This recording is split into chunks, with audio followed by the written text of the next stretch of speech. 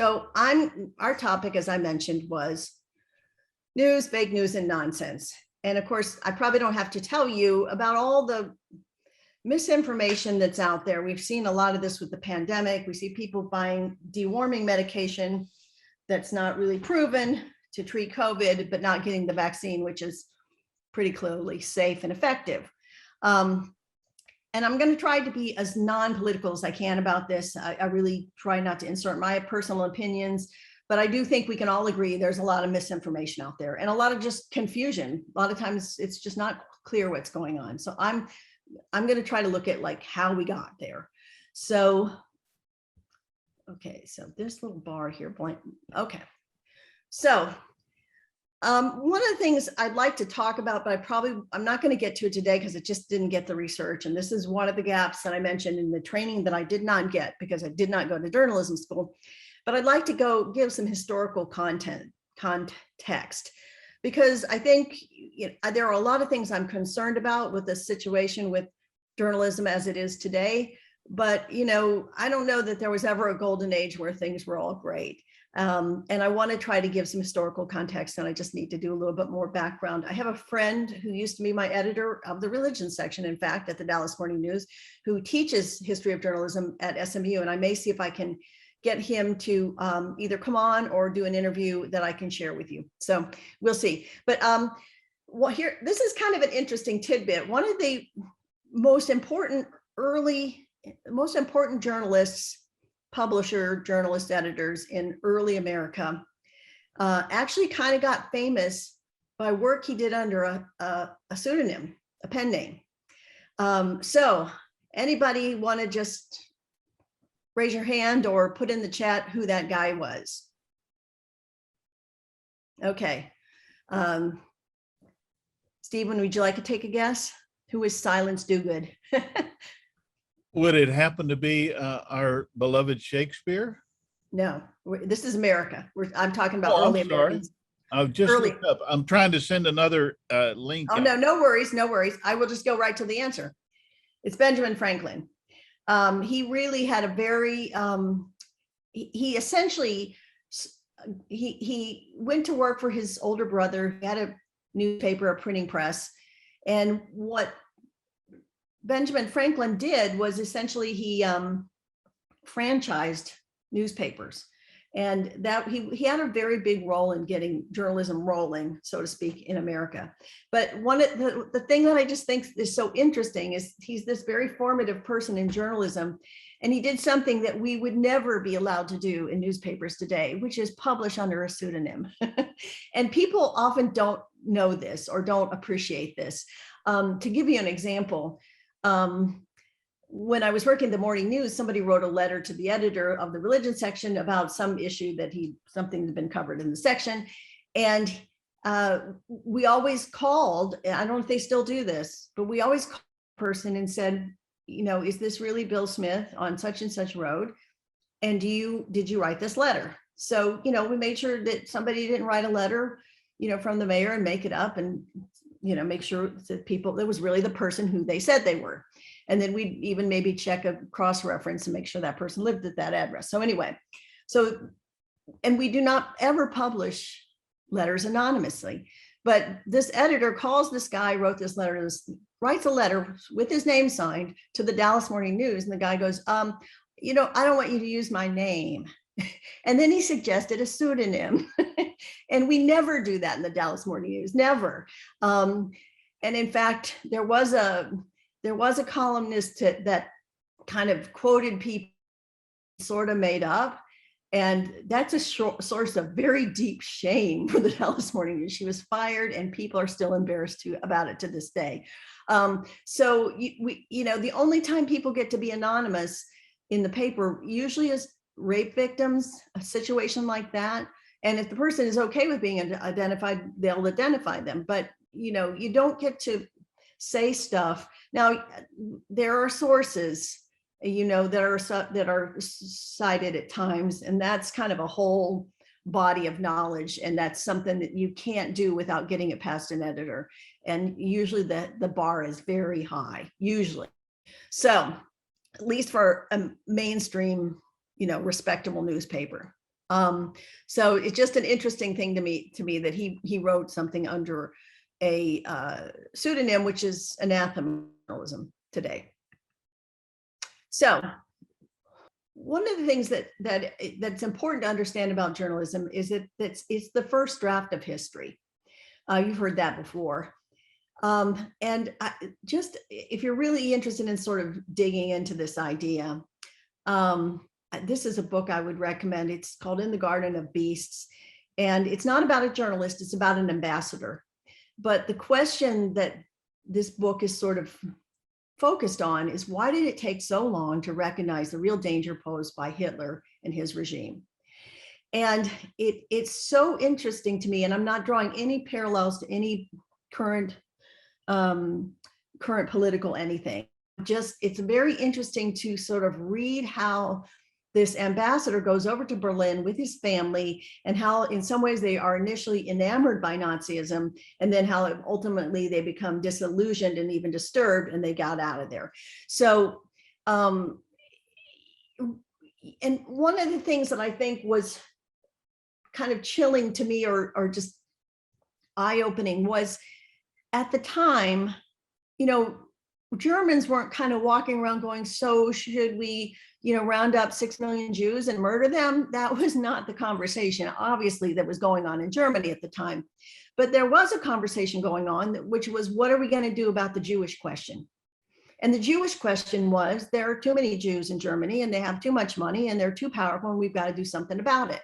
And it was almost like the American family, they went over there, sort of accepted that as a real question. That was something that Germany had to do something about. I don't think they ever considered murder, but, you know, it was the question wasn't questioned, so to speak.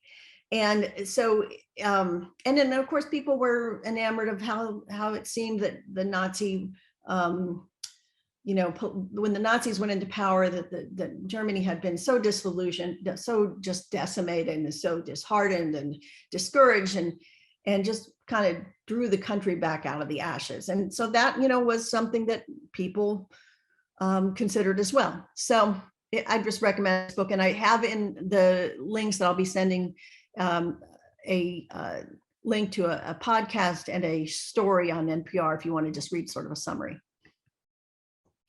But as I said, journalism is the first draft of history. It is a rough and imperfect draft by necessity. There's sort of all these things happening, and so much to kind of figure out how to summarize it and characterize it.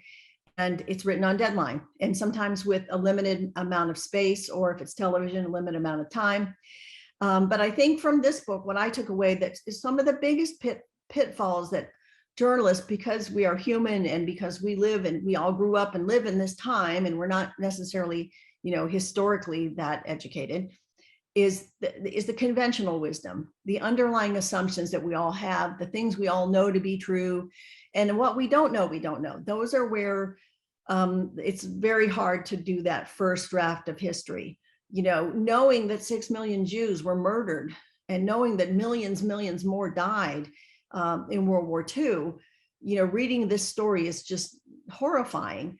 But when you were living through it, it was different. They didn't know what was coming. Maybe nobody knew what was coming at the time. You know, a way to think about it is, how would you write the news story the day after Good Friday and before Easter? You know, that story could take a lot of different conclusions about what happened there. So just remember, journalism is the first history. I guess that's partly just a plea for, you know, mercy, and partly just something to understand that it's kind of by definition not going to be all right. It's not going to get everything right. So here's a question I thought might be fun to have people answer in the chat. And this is, I really literally want kind of 1 or 2 or 4 word answer.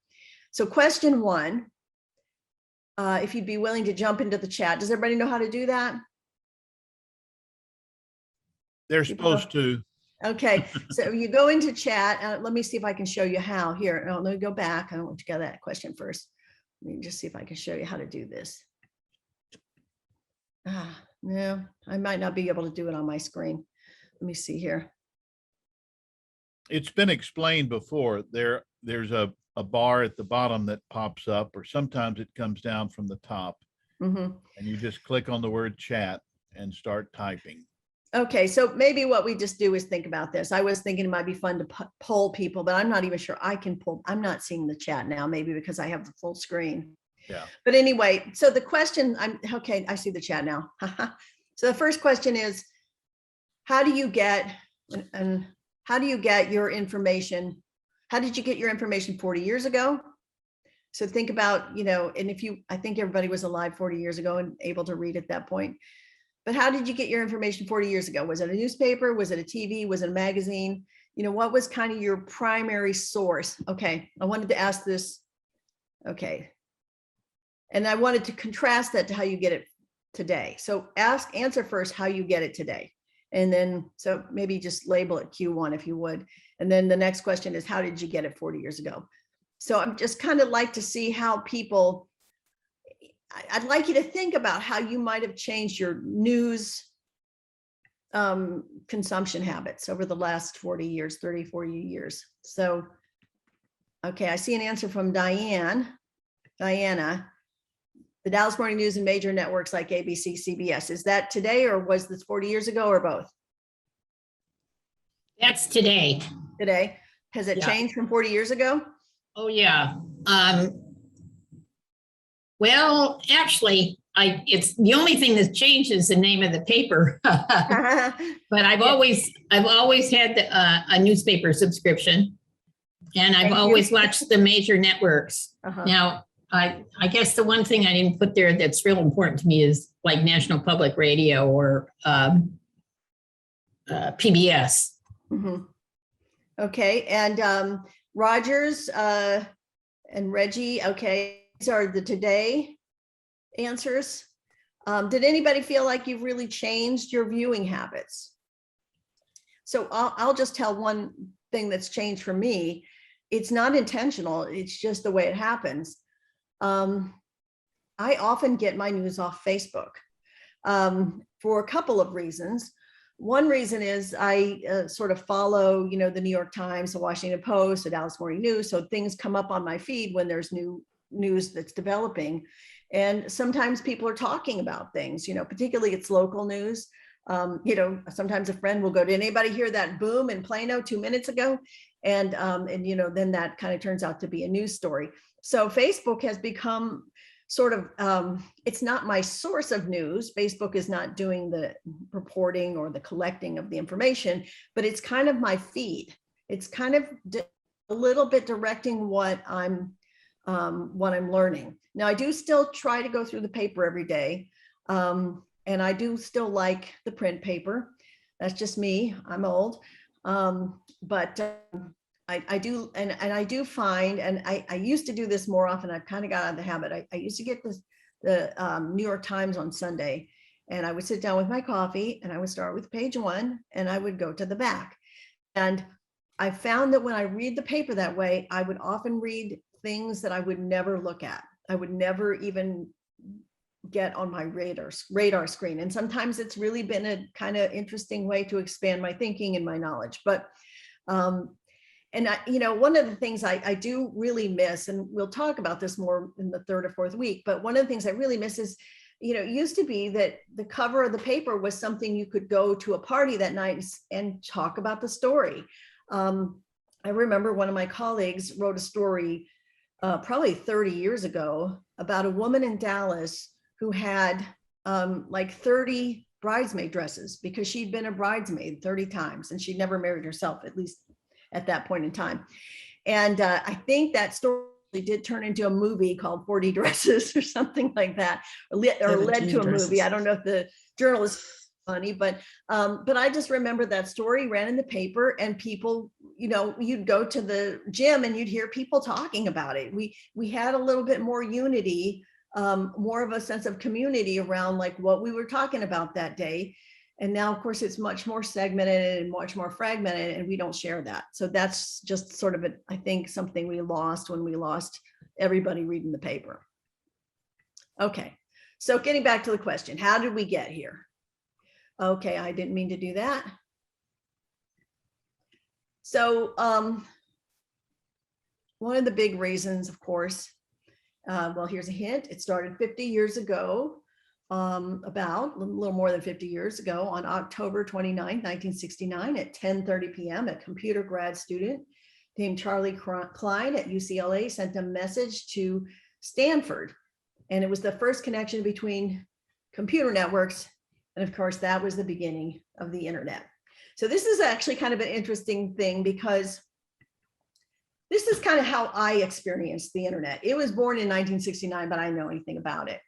And the World Wide Web, which was essentially like the way that we access the internet, didn't actually come along until 1993 with the invention of web browsers and sort of visual ways to access the material on computer. So I think it was about 1994 when I got an AOL account. And around that time, I joined a chat room I was going through treatment for cancer, and I joined a chat room for cancer treatment and talked to people who had the same disease, who were all over the world. And that was kind of an interesting experience. So that was kind of one of my first experiences of the internet. A year later, Amazon came along, Craigslist, eBay. And but it wasn't, at least for me, until about the mid 2000s that the internet became my major news source. So this is kind of my narrative about the internet. But if you read the history that's in my, which I linked to in this set of links I'll be sending, the history goes back to 1969, and it's, there's a lot more to it. And really, I didn't ever really understand how it went from the internet to the World Wide Web. And now I do. So kind of an example of how when you're living history, you don't really always see the whole picture. So anyway, about the mid 2000s, I started really seeing, the internet and how it was affecting the way people consume news, and how I was affecting the way I consume news. And I wrote this column in 2005, and I'm just bragging a little bit because I think I really saw what was coming. And this ran in March 12th, 2005 in the Dallas Morning News. And I just realized that suddenly, like, what we were doing as a newspaper, and particularly as a newspaper editor, was now going to be sort of blown right open. And the thing that I had grown to appreciate, having worked at the newspaper for about 10 years at that point, was how much value the newspaper sort of puts into the information, into the proposition of the value proposition of your information flow. And I'm going to talk about that today. So, of course, the first thing that happens when you get to the internet is, once it really got very accessible and easy to navigate, was that you learn to drink from a fire hose. I mean, the information you could, it was a pretty big chore to sit down and read the entire paper. And if you were really ambitious, maybe read the Wall Street Journal and the New York Times every day. That was a pretty big job that could take a couple of hours. But now there's just no chance. You can begin to consume all the information that's out there. And to sort of extend the metaphor, you don't even know really what's coming out of that fire hose. Some of it's not good. Some of it's not what it looks like. Some of it might have been written by Russians.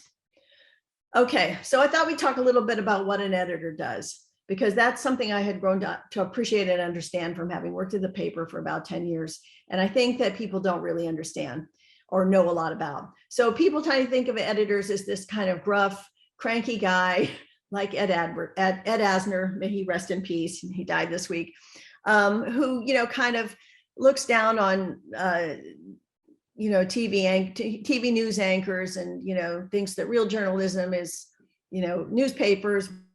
Does a second show after Mary Tyler Moore, and he kind of argues in fights with his reporters, and doesn't let them do what they want to do, and this kind of thing. So that's sort of the stereotype. But what an editor does, and first off, thing I'd like to help people understand is that if you're a newspaper reporter or a writer, you know that a good editor is like gold, and they can save you from making embarrassing mistakes. They can help make your writing better. And most writers I know absolutely appreciate their editors. You know, I've had some I've disagreed with and I didn't like as much as others, but they really do help you do your job. One of the first things that editor does is decides what's newsworthy. You know, they assign stories, they pick the stories that might go off that come off the wire, that might go into the paper. They do that. They check facts for accuracy. They get involved in developmental editing, which is sort of the craft of writing the story, or they guide or, you know, assist the reporter in that. And then editors also do what's called copy editing, which is basically everything from sort of proofreading to sort of enforcing the style of the newspaper. And I'll talk more about that. So this is something I remember from when I first started the TV station. We had a little room with a very heavy door so that the noise didn't come out. That had about 4 or 5 of these type machines. This one's United Press International. And those machines went on all the time. They were just constantly spewing out paper. And, you know, some of it was like just the stock reports and sports scores, and some of it was breaking news. And someone was constantly ripping the paper off, you know, looking to see if it was something really important. And usually there were like dings that would go off. It was really big, you know, President Reagan got shot, you know, everything's going bananas. But so somebody was kind of constantly ripping and reading off these. And I got my little stinker dog. Here we go. And then, you know, deciding what was going to go on the news show, on the TV show. And so depending on the publication, the outlet, there are a lot of different things that an editor considers. Is it of local interest? Is it of human interest? Is it something that people can use? Is it politically or economically significant? Some of this is a kind of intuitive. Some of this could be easily sort of written out in a, you know, in a statement. And a couple of things I'd point out about this. Local interest is sort of an interesting thing that people don't totally get. You know, sometimes you see little memes on the internet that say, oh, you know, 1 million people in India were out marching yesterday and none of the mainstream media covered it. And usually when I dig deeper into that meme, I usually can tell you why the mainstream media didn't cover it. And, you know, I've seen people say things like, well, you know, every death matters. It doesn't matter where a person dies, every death matters. Well, yes, that's absolutely true from sort of a philosophical and religious perspective, but from a news perspective, it really isn't. And I don't mean to be coarse about it, you know, but here's the way to think about it. If 3 children are killed in a car wreck in University Park today, that's in the news. It's going to be on the cover of the Metro section, or maybe even the front page of the paper. That's a big news here. But if 3 children are killed in a car wreck in Pennsylvania the same day, that may not even make the paper. It's sad, it's important, but it's not really locally newsworthy. Now, if 3 children get killed in 10 different cities on the same day because a car has a flaw in it, then that's news as well. So it's a really more complicated decision than it looks. Another number 3, I talked about news you can use. So weather is news you can use. Is it going to rain tomorrow? That's newsworthy for people who live in Dallas. We need to know whether to pack an umbrella or cancel your picnic. If it rains in Dallas tomorrow, that is not news outside of our city for the most part. Now, if we have floods, then it's newsworthy on a national level. So you can just see how this is, you know, kind of a calculation. People sometimes ask me, how do you get your stories and your story ideas? So I thought this might be worth covering a little bit. There are a couple of different ways I get story assignments for the Dallas Morning News. And by the way, I never write anything without an assignment. You know, sometimes I might take a first pitch, a first pass at something that's kind of like a first person, you know, and first person editorial or something, and then submit that for their consideration. But for the most part, I work on assignment. If I don't have an assignment, I don't write a story. Sometimes the editor gives me the assignment. Sometimes I come up with an idea and I pitch it and the editor says yes, or the editor says no. And there have been many stories what I would have really have liked to have written that I could not get an editor to get on board. And sometimes I've asked 2 or 3 times, and then I eventually got them to get on board. But and people, call me up sometimes and they want me to, write a story about their bake sale or something in the paper. And the fact of the matter is, if it's not a good story, I can't get it in the paper. And sometimes people really don't believe me, but that's true. Another thing that editors do is they check for accuracy, and I'm just going to check for time here. Oh, I'm almost done. I may have to use the rest of this tomorrow, but I'm just still talk really quickly here about accuracy, because facts and accuracy are not as easy as they look. They've done some studies. So here's one where they did this, a university did a study where lab study where you show a video of a group of protesters, and it's either, and then you ask people, what are you seeing? And people tend to either say it's a peaceful protest or it's an unruly mob, depending on their sort of their politics. And so, and the point that this study had was that journalists and fact checkers are human beings, subject to the same psychological biases as everyone else, and their analyses of what constitute facts is affected by their own political ideological values, resulting in what psychologists term selective perception. So this is really a complicated issue, and I could do a whole hour on this, and I wouldn't be the expert, so I'm not going to attempt that. But this is one of my favorite quotes. Facts are stubborn things, and whatever may be our wishes, our inclinations, or the dictates of our passion, they cannot alter the state of facts and evidence. Absolutely, utterly agree. But facts are also kind of slippery. And somebody actually did a Broadway show about this, which I saw, and which I would recommend if you ever get a chance to see this play. And it's a little bit hard to explain. And I have sort of an example. I'm not sure if it's a very good one, but I'm going to share it just to show you kind of how like a fact arises. So in 2008, I had been doing this for a couple of years. In 2009, actually, I was assigned to write a profile of the Preston Hollow neighborhood. This was a gig that I was doing for several years, actually, where I would write about different neighborhoods in Dallas as well as different suburbs.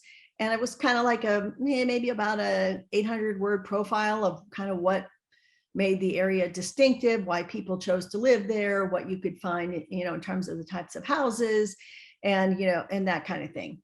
So, so they asked me to write about Preston Hollow. Well, one of the problems that I kept coming up with, and I would just sort of go back and forth with my editor, and I wasn't getting paid that much. I mean, like $200. It wasn't very much money, but it was just a side hustle, and I enjoyed doing it. But anyway, so one of the things I went back and forth on my editor on were the boundaries of some of these neighborhoods. And it's not really, there's not necessarily one right answer. And the reason is that the neighborhoods have arisen out of sort of like maybe where developments went up, and they're kind of word of mouth, and people just, everybody knows that this is Little Forest Hills over kind of east of such and such, but that's not really, it's not a governmental unit, or, it's not a city council district. It's just kind of how this neighborhood has been characterized. So I came up with a problem with Preston Hollow. It wasn't really clear where the boundaries were. And I went back and forth with my editor. And what I finally ended up doing was kind of giving a kind of I don't know how to, sort of a long explanation of where the boundaries were. And I talked to a couple of people and came up with sort of well, some people say this and some people say that kind of thing. So, this is my, $200 story where I'm just came up with something, and, who knows what the right answer is, right? Well, now, if you go to Wikipedia, it says Mary Jacobs of the Dallas Morning News says that this is how Preston Hollow is defined. And these are the border streets, but the real estate agent's definition of it is a little bit broader than sort of some of the somewhat, neighbors who are somewhat proud of their neighborhood. And so there's like and then someone came up with this map. So there's like a little disputed area. Is that Preston Hollow? No, maybe not. I just had to laugh when I saw this in Wikipedia, because it's like, well, this is my guess. And now it's kind of become fact. So, and that happens sometimes. So I think, let's see here. I'm going to pause there and pick up next week. But we'll kind of go back to this point here next week and pick up with number 3.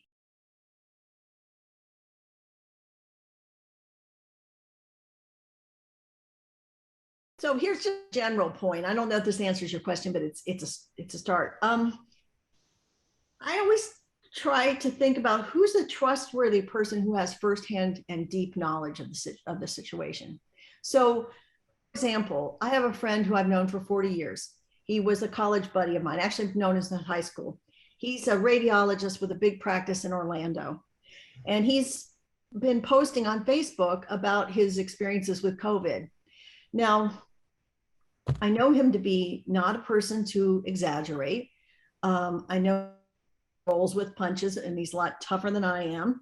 And, you know, a couple of times he said, this is bad. This is really bad right now. And so I have kind of followed him as part of the way, one piece in the puzzle, really, because there's really no one answer to this. But I have followed him as one of my data points, one of my important data points in kind of really understanding what's happening with the pandemic, because he doesn't have a political agenda. He really doesn't even have a monetary agenda. And we could talk about that. That's a long discussion. But so, you know, I even pay attention to, like, is he going out to eat? Pictures of his family going out to eat? Or is he not going out to eat now? Or is he going out in his mask? Or is he not wearing his mask? You know, he was shortly after he got vaccinated, he started going out everywhere without his mask. And now that we have a Delta variant, he's not doing that as much. And when he does go out, he often posts like, well, we picked this place because we could eat outside, you know. So how can you get access to people, someone you trust, or, you know, a writer you trust, a source that you trust, who has firsthand direct experience with the subject and deep knowledge. You know, I feel like the CDC is a very trustworthy source of information. You know, this is an unfolding situation there, and it does seem to some people like their recommendations have changed. And that's because the data has changed. But, you know, I consider that a trustworthy source with deep knowledge.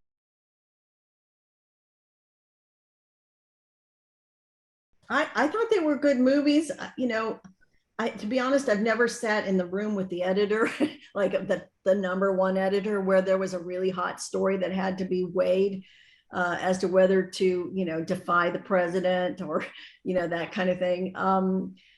But I felt like the movies, they seemed reasonable to me. I didn't, you know, I remember the movie Broadcast News. I went back.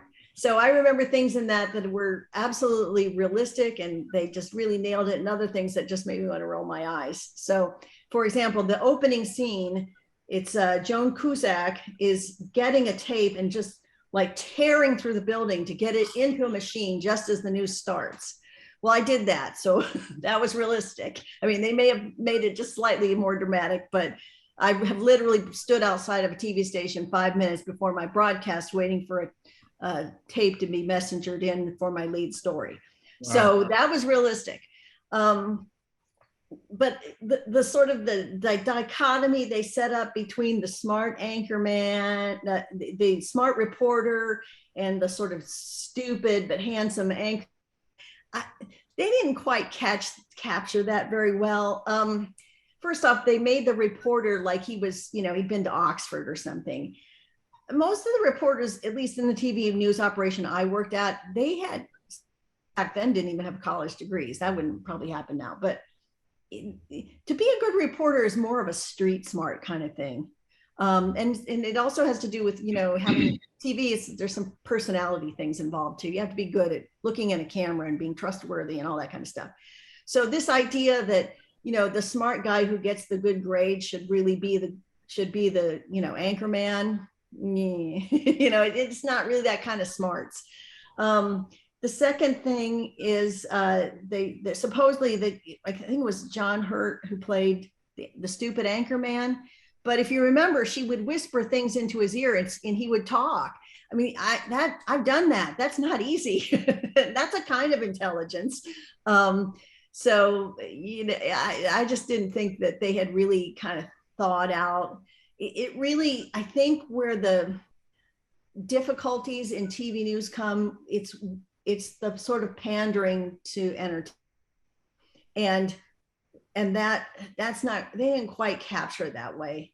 I mean, they did, but they didn't. Just as an example, you'll kill me for this one because you'll never be able to get rid of this. If anybody watches ABC News, the other stations may do this now, but if you watch ABC News, national news at night, they throw the word tonight in throughout the broadcast, and it's completely gratuitous. They'll say something like, and tonight researchers are wondering, well, no, tonight researchers are having dinner with their families. I mean, there's nothing happening on this tonight, but they just put the word in and it pumps up the sense of immediacy. Yeah. The other thing you'll notice that he does, he doesn't use be verbs. He reads the copy is written like headlines, floods rushing through the state, tornadoes here and there. They doesn't use verbs like we use in real sentences. He reads like everything's a headline. So it's just that constant sort of like pumping up that sense of urgency and dread and doom, and it makes me nuts. But anyway.